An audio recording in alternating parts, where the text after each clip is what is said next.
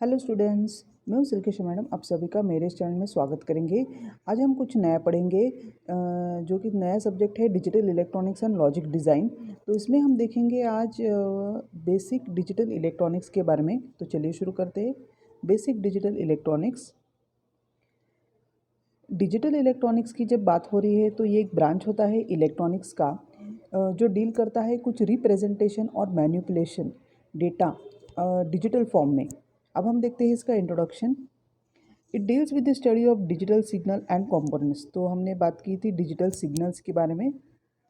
Basic components of the digital circuit with one output and more than one input. तो यहाँ पर हमारे पास कुछ दो इनपुट्स हमें देने होते हैं और जिसका एक आउटपुट आता है।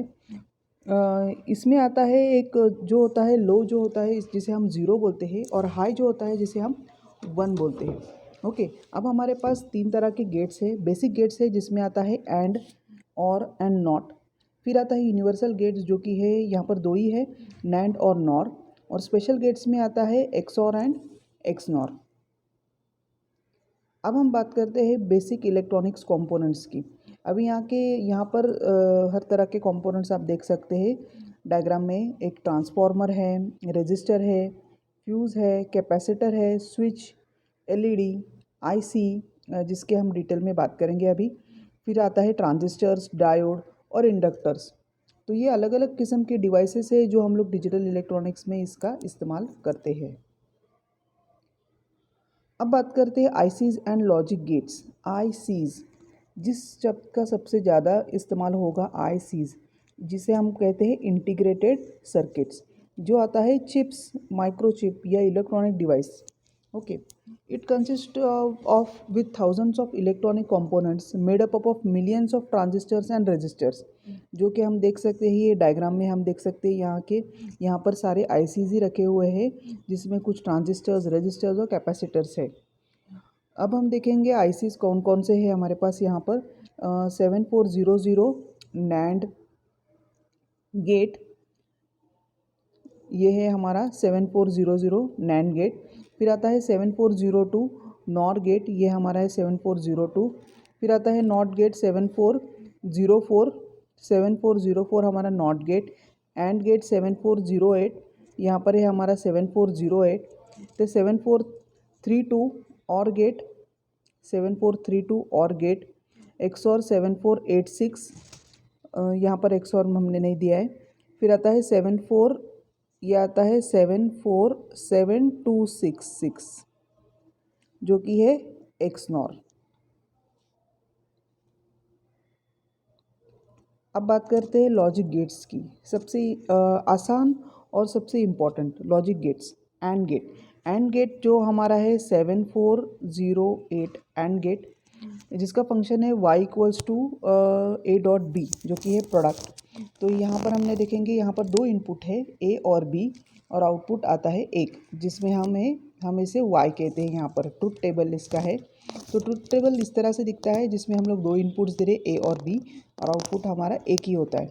तो जब हम 0 0 इनपुट देंगे तब हमारा आउटपुट आएगा 0 0 1 0 1 0 0, और जब 1 1 हम देंगे तभी हमारा आउटपुट आएगा 1। नेक्स्ट हम देखते हैं और गेट। और गेट आईसी नंबर है 7432। और गेट, तो इसका फंक्शन है y equals to A plus B. तो यहाँ पर ये हमारे और गेट बना हुआ है। हम दो इनपुट्स दे रहे, एक आउटपुट आ रहा है जो है y equals to A plus B. यहाँ पर हम जब 0 0 देंगे तब इसका आउटपुट 0 आएगा, बाकी टाइम हमारा आउटपुट जो आएगा 1 आएगा।